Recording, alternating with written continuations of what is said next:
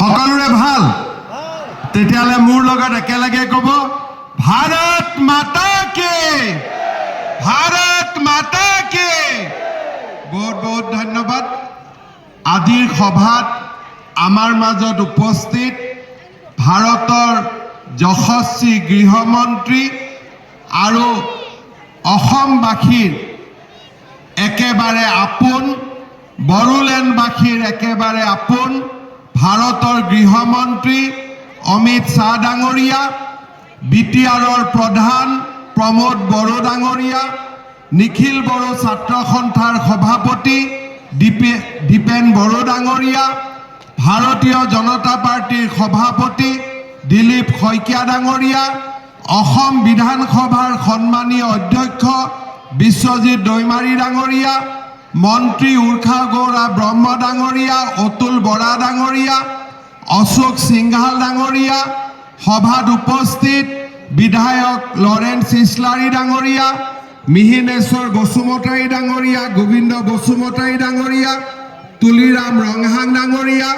ৰাণগৌৰা নাৰ্জাৰী ডাঙৰীয়া জয়ন্ত বসুমতাৰী ডাঙৰীয়া বড়ো সাহিত্য সভাৰ সভাপতি ডক্টৰ সুৰত নাৰ্জাৰী ডাঙৰীয়া কুসুম সৰকাৰী ডাঙৰীয়া ভাৰত চৰকাৰৰ গৃহ সচিব গোবিন্দ মোহন ডাঙৰীয়া ইণ্টেলিজেন্স ব্যুৰোৰ ডিৰেক্টৰ শ্ৰী তপন ডেকা ডাঙৰীয়া উপস্থিত ৰাইজ আই মাতৃসকল যুৱক যুৱতী ছাত্ৰ ছাত্ৰী বন্ধু বান্ধৱীসকল খুলুমবাই নমস্কাৰ নিখিল বড়ো ছাত্ৰ সন্থাৰ ৫৭তম বাৰ্ষিক অধিৱেশন উপলক্ষে মই নিখিল বড়ো ছাত্ৰ সন্থাৰ সন্মানীয় সভাপতি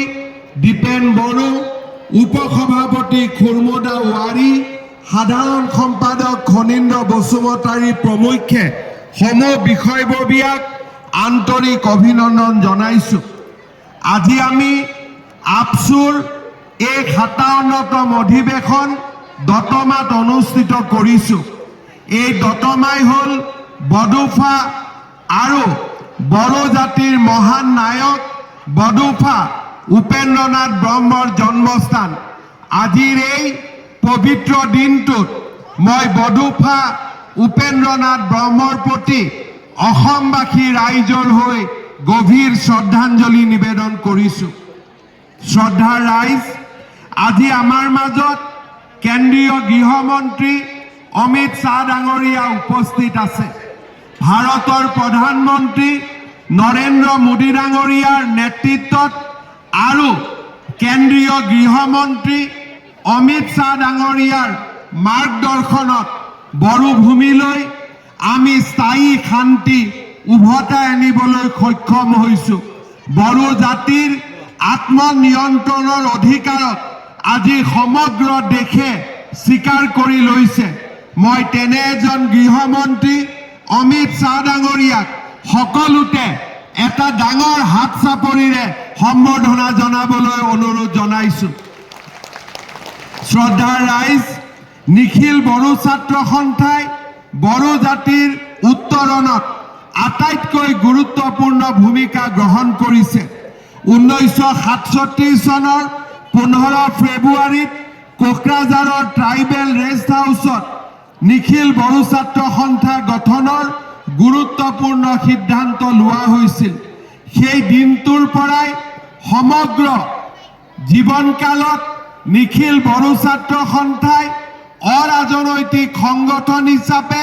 বড়ো জাতিৰ সৰ্বতো প্ৰকাৰৰ বিকাশৰ মূল নায়কৰ ভূমিকা গ্ৰহণ কৰিছে 1986 চনৰ 31 মেত দৰং জিলাত আপচুৰ অধিৱেশনত বডোফা উপেন্দ্ৰনাথ ব্ৰহ্মই নিখিল বড়ো ছাত্ৰ সন্থাৰ সভাপতিৰ দায়িত্ব গ্ৰহণ কৰিছিল তেখেতৰ নেতৃত্বতে বড়ো সমাজে আত্মনিয়ন্ত্ৰণৰ অধিকাৰৰ সপোন দেখিছিল আৰু সেই সপোনকে পম খেদি 2020 চনত প্ৰধানমন্ত্ৰী নৰেন্দ্ৰ মোদী ডাঙৰীয়া আৰু নিখিল বড়ো ছাত্ৰ সন্থা NDFB আৰু বড়ো জাতি আৰু সমগ্ৰ বড়োলেণ্ডবাসী ৰাইজৰ আশীৰ্বাদত গৃহমন্ত্ৰী অমিত শ্বাহ ডাঙৰীয়াৰ নেতৃত্বত নিখিল বড়ো ছাত্ৰ সন্থা NDFB শান্তি চুক্তি স্বাক্ষৰ হৈছিল। শান্তি চুক্তি স্বাক্ষৰ হোৱাৰ পিছৰে পৰা আমি বড়ো জাতি আৰু বড়োলেণ্ডৰ সৰ্বাংগীন বিকাশৰ বাবে নিৰন্তৰ কাম কৰিছোঁ। মই আজি অত্যন্ত আনন্দিত যে আমাৰ বডোফা উপেন্দ্ৰনাথ ব্ৰহ্মৰ সপোনক আজি আমি বাস্তৱত ৰূপায়ণ কৰিবলৈ সক্ষম হৈছোঁ। কোকৰাঝাৰত আমাৰ নিখিল বড়ো ছাত্ৰ সন্থাৰ শান্তি চুক্তিৰ প্ৰাক মুহূৰ্তত বড়োলেণ্ড ইউনিভাৰ্চিটিয়ে আত্মপ্ৰকাশ কৰিলেও পূৰ্ণাংগ ৰূপ লোৱা নাছিল। আজি কোকৰাঝাৰত বড়োলেণ্ড ইউনিভাৰ্চিটিও হৈছে আৰু অহা 15 এপ্ৰিলৰ আগতে আমি কোকৰাঝাৰ বিশ্ববিদ্যালয়কো পূৰ্ণাংগ ৰূপ দিবলৈ গৈ আছো, যিয়ে বড়ো সমাজলৈ এক নতুন বৌদ্ধিক গতি নমাই আনিব। শ্ৰদ্ধাৰ ৰাইজ, ইয়াৰ লগতে আমি সংকল্প লৈছো যে আমি ওদালগুৰিতো বড়োলেণ্ড ইউনিভাৰ্চিটিৰ এটা নতুন কেম্পাছ নিৰ্মাণ কৰিম আৰু অহা 3 বছৰৰ ভিতৰত ওদালগুৰিত এখন নতুন মেডিকেল কলেজ নিৰ্মাণৰ কামো আমি হাতত ল'ম। শ্ৰদ্ধাৰ ৰাইজ, ইয়াৰ উপৰিও প্ৰধানমন্ত্ৰী নৰেন্দ্ৰ মোদী ডাঙৰীয়াৰ নেতৃত্বত গেলেফু আৰু কোকৰাঝাৰৰ মাজত যি নতুন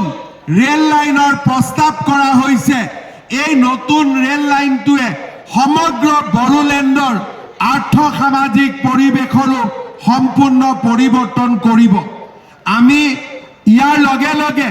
বড়ো অঞ্চলৰ বড়ো লোকসকলৰ সৰ্বাংগীন উন্নয়নৰ বাবে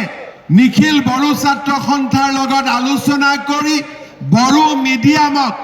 উচ্চতৰ মাধ্যমিক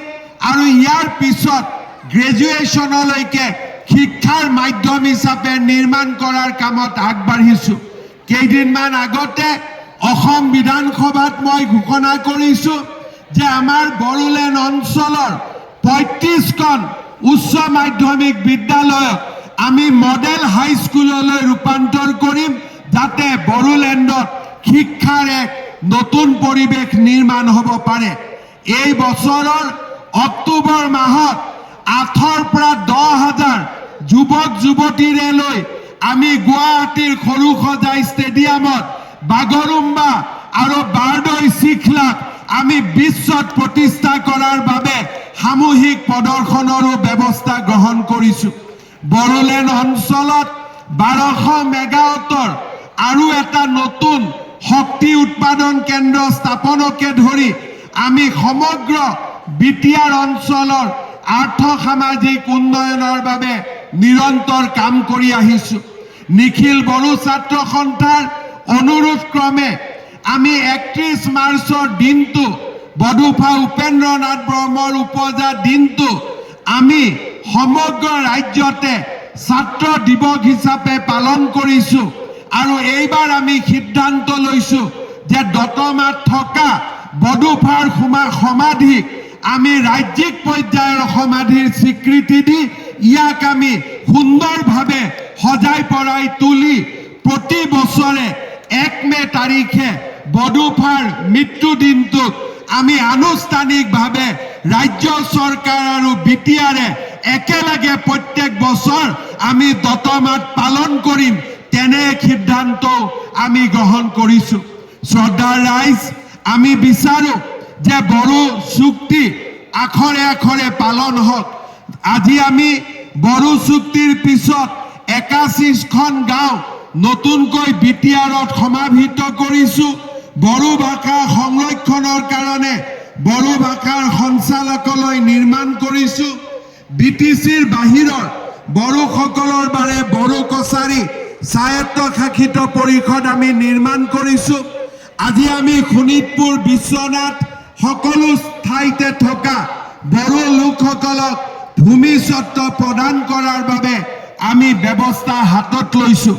আজি বড়ো চুক্তি অনুসৰি আৰ্থ সামাজিক প্ৰকল্পসমূহো আমি এটা এটাকৈ আগবঢ়াই লৈ যোৱাৰ বাবে আমি প্ৰয়াস আৰু প্ৰচেষ্টা কৰিছোঁ। আজি বড়োলেণ্ড অঞ্চল শান্তিৰ এক নতুন দ্বীপলৈ পৰিণত হৈছে, বিগত 17 ফেব্ৰুৱাৰী তাৰিখে অসম বিধানসভাৰ অধিৱেশন কোকৰাঝাৰত অনুষ্ঠিত কৰি বড়োলেণ্ডৰ ৰাইজে এক নতুন ইতিহাস নিৰ্মাণ কৰিলে। মই আজি পুনৰবাৰ বড়োলেণ্ডৰ সমূহ ৰাইজক 17 ফেব্ৰুৱাৰীত অসম বিধানসভাৰ অধিৱেশন কোকৰাঝাৰত অনুষ্ঠিত কৰাত যি সহযোগিতা আগবঢ়ালে তাৰ বাবে মই পুনৰ এবাৰ আপোনালোকক ধন্যবাদ আৰু অভিনন্দন জ্ঞাপন কৰিছোঁ। শ্ৰদ্ধাৰ ৰাইজ, মই আপোনালোকক অসমবাসী ৰাইজৰ হৈ আশ্বাস দিছোঁ যে আমি একেখন অসমৰ তলতে বাস কৰি বড়ো লোকসকলৰ আত্মনিয়ন্ত্ৰণৰ অধিকাৰক আগবঢ়াই লৈ যোৱাৰ বাবে আমি সকলো প্ৰকাৰৰ সহযোগিতা আমি আগবঢ়াই যাম। প্ৰধানমন্ত্ৰী নৰেন্দ্ৰ মোদী ডাঙৰীয়া আৰু গৃহমন্ত্ৰী অমিত শ্বাহ ডাঙৰীয়াৰ নেতৃত্বত আমি বিটিআৰত সমৃদ্ধি, শান্তি আৰু উন্নয়নৰ এক নতুন দিগন্তলৈ আমি ৰূপান্তৰ কৰিম। পুনৰ এবাৰ নিখিল বড়ো ছাত্ৰ সন্থাক 57তম অধিৱেশনৰ শুভকামনা জ্ঞাপন কৰি গৃহমন্ত্ৰী অমিত শ্বাহ ডাঙৰীয়াক অসম আৰু বড়োলেণ্ডৰ পবিত্ৰ ভূমিলৈ আদৰণি জনাই মই মোৰ বক্তব্যৰ সামৰণি মাৰিছোঁ। জয় হিন্দ, বন্দে মাতৰম।